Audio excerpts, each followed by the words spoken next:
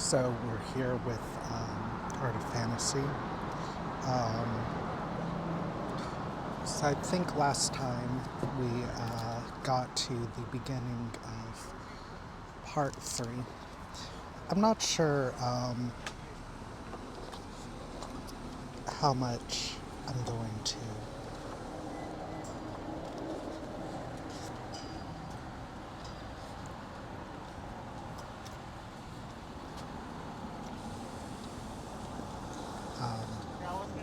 go through the introduction because at a glance last time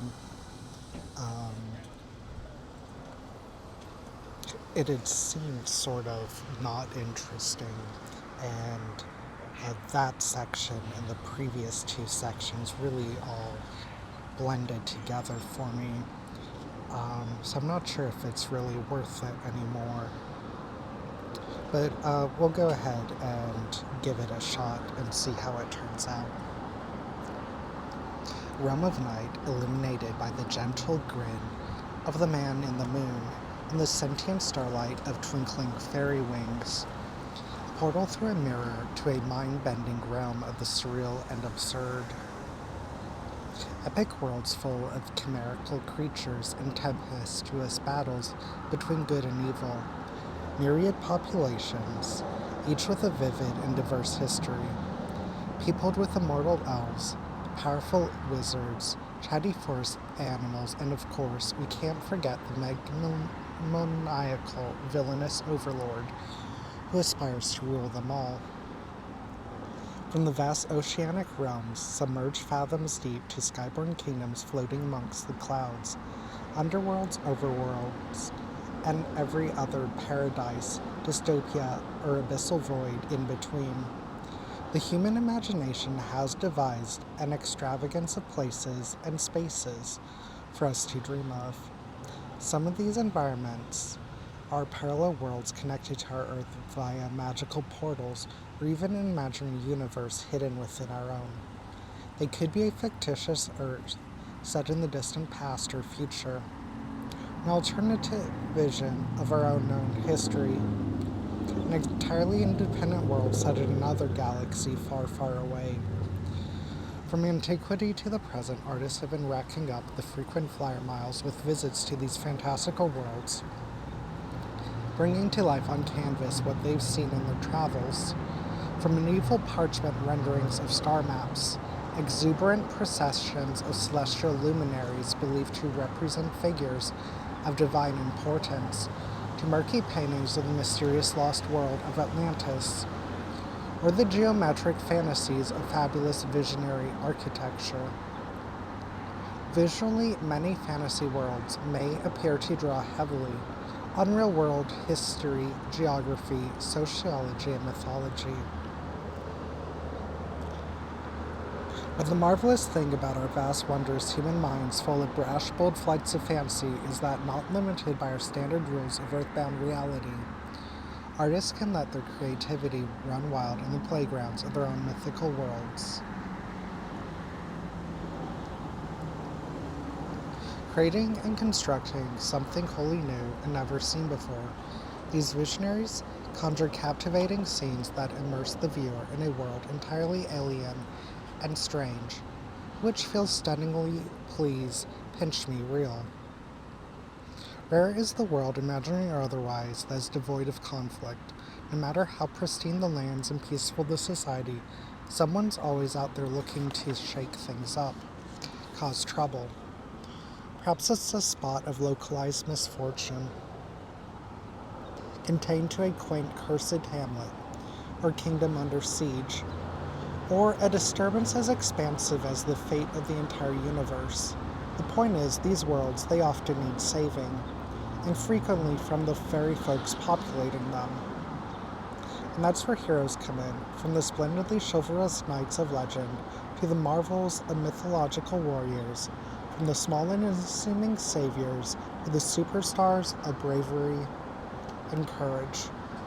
Artists have long showcased these champions, mortal, immortal, human, or otherwise, in their masterpieces.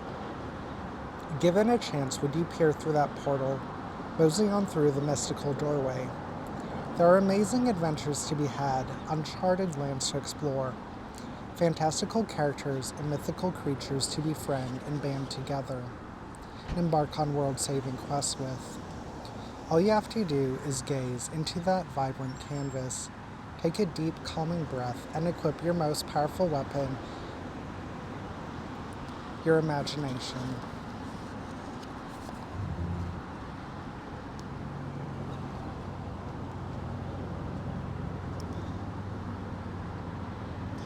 Whether you tumbled down a rabbit hole or traveled via a traumatic tornado or magic train ride, perhaps even found yourself caught up in the machinations of an artist's daydream of strange terrains, opulent palaces, and enchanted forests, the very idea of wonderlands where adventure dwells sends the imagination soaring and sets the scene for unforgettably dramatic visuals.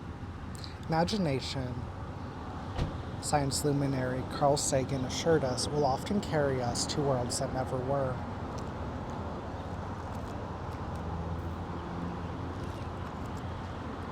Some things have to be believed to be seen, declared beloved fantasy author Madeleine L'Engle. I believe they're both right, even though one might suppose that science and fantasy don't often agree with one another. Who better to make us see what they already believe, to sit us right smack in the middle of those realms and wonderlands, than artists who are inspired to illustrate the fictions and fables of imagined worlds. Artists construct worlds and invite us to enter. Glittering underwater kingdoms, misty fairy fields, heaven and hell, and everywhere in between, and beyond. In space, way out past the bounds of the known and knowable, artists are conceiving of and conjuring forth in every possible medium, all of those frontiers where no person has gone before. They know, just as Carl Sagan did, that somewhere something incredible is waiting to be known. Anyway, you don't have to tell us twice. We are exhausted human people, want to escape our real-world concerns and humdrum existences and hang out somewhere else for a while. A painterly brushstroke is a door left ajar, a peek behind the rustle of a curtain, or in the mirror's depths, through which we catch a glimpse of another world, glimpses immortalized by artists such as Maxfield Parrish, a major figure in the golden age of illustration, whose ethereal compositions were immersive portals into lush imaginary places. His subjects, imbued with mystery and wonder, Gustave Doré, Charles Robinson, and Richard Dadd, brought the glimmering, supernatural, and sometimes mischievous, sometimes malicious land of the fairies to life in their wildly different, though equally enchanting, styles. The surrealists tapped into the subconscious mind for their abstract, uncanny, hallucinatory landscapes. The fabulous otherworlds of mid-century to present-day artists such as Bruce Pennington and John Harris guide us breathlessly through eye-poppingly spectacular alien landscapes and gleaming futuristic metropolises, whether looking to the stars to inspire visions of vast cosmic regions beyond our lonely planet, gazing inwardly at the psyche for the complex exploration of our internal realms, or mining the annals of history to construct a distant but extraordinary eventuality. Experiencing the strange new worlds of these artworks helps us rethink our tired old perspectives. Sometimes we need to be turned on our heads, encouraged to shed our reason and logic, and reach into the deep, hidden parts of ourselves to access novel and unconventional ideas, and rediscover our sense of wonder. These dark, secret spaces are where we've locked away our sense of childish delight, hidden away our hopes and wildest dreams, our longings for the sublime, the splendid, even the silly. An artful immersion in these forgotten realms and wonderlands is at least one of the keys to setting those pieces of ourselves free. Our inner child has always known these places exist. In observing and absorbing the other suns and moons and magic and marvels of these unknown, unexplored worlds, either via oil on canvas in a museum display case, or through the illustrations of a tattered and much loved storybook, or even in the digital dreamland of an artist's portfolio on the internet. We allow that divine spark within, the inner child, our little us, a chance to come out and play for a while.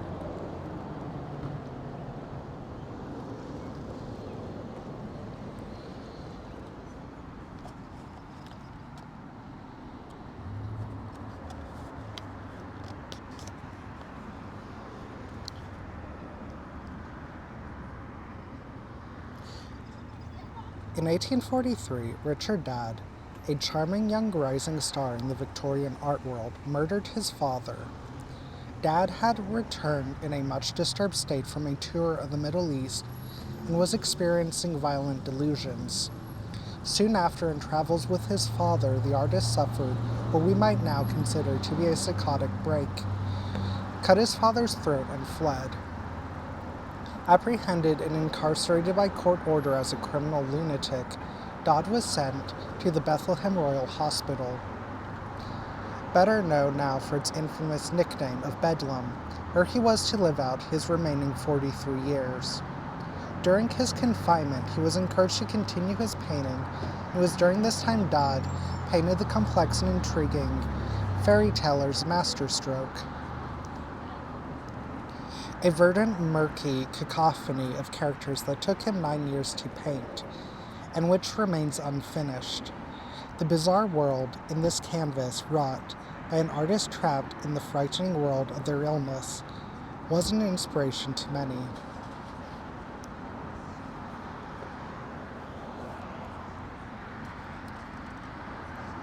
Italian Renaissance painter Benozzo Gozzoli is best known for his series of murals depicting festive, vibrant processions with wonderful attention to detail, brought to life with glorious color.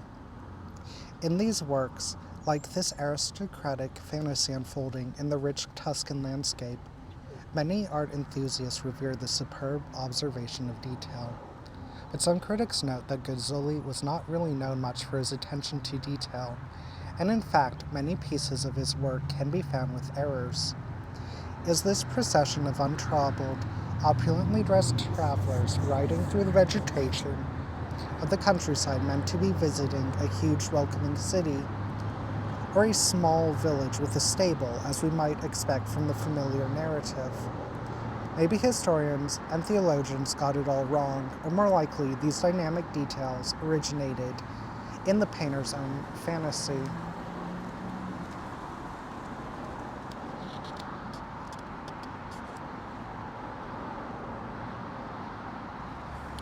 So it does appear to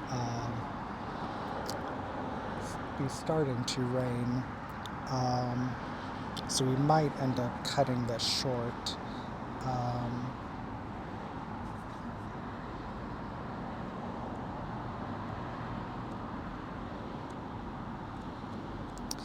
But we should be able to do maybe one or two more pages.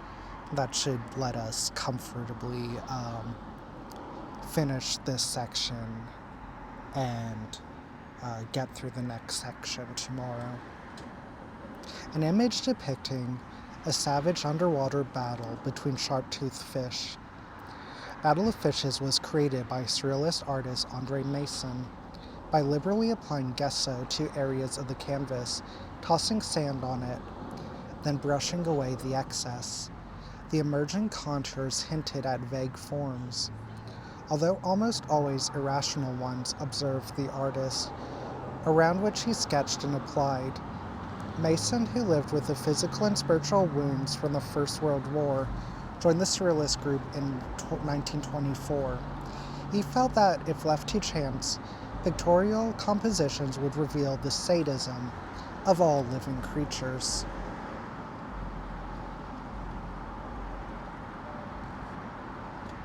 Alright, yeah, it is picking up, so we'll go ahead and call it here, which looks like some interesting compositions to get started with tomorrow. But that'll be it for today.